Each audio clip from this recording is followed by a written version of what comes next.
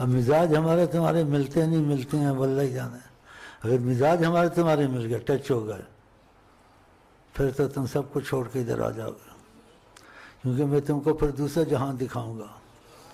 ہاں، عشق کا جہاں علیحدہ ہے، اور میں قسم کھاؤں نہ کھاؤں ہے صحیح بات، اور میں اس جہان کا آدمی ہوں. تو میرے ساتھ ٹچ ہو جاؤ گے تو پھر دیکھ لینا میں تم کو کہاں کہاں پھیلاؤں گا.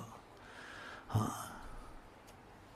عرش تک لے جا سکتا ہوں، عرش سے باہر بھی شاید لے جا سکتا ہوں، کیونکہ جب ہمارا ان کے ساتھ ہے کرم کے تقاضے میں، اور تمہارا ہمارے ساتھ ہے. جیسے یہ لوگ باہر جاتے ہیں ادھر جاتے ہیں ساتھیوں کو لے جاتے ہیں، تو تم میرے ساتھی بنا، میں تم کو لے جاؤں گا.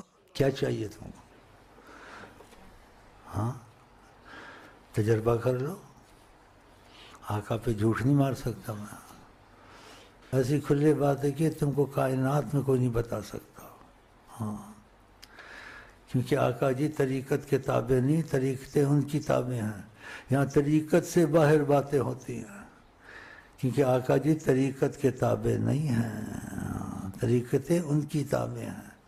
اس لیے کی بات طریقت والوں کو سنا کے کہ ہم نے تو نہ کتاب میں سنا نہ طریقت میں سنا.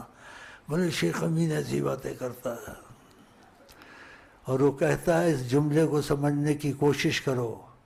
اس لیے میں نے بہت بڑی بات کہہ دی ہے کہ آقا جی طریقت کے تابع نہیں ہیں، طریقتیں ان کی تابع ہیں. وہ طریقت کے علاوہ بھی باتیں کر سکتے ہیں. آقا جی مذہبوں کے تابع نہیں ہیں، مذہب ان کے تابع ہیں. ہاں، تو یہ ایسی باتیں ہیں.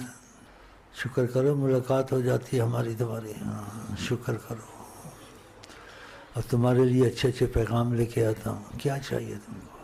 ہاں، اور تم لوگوں میں سے جو پرانے انہوں نے فائدہ اٹھایا، ان کے یقین بھی تھوڑے بہت بنے ہوئے ہیں کہ واقعہ اس کے پاس مسئلہ ہے. اس کے پاس مسئلہ ہے.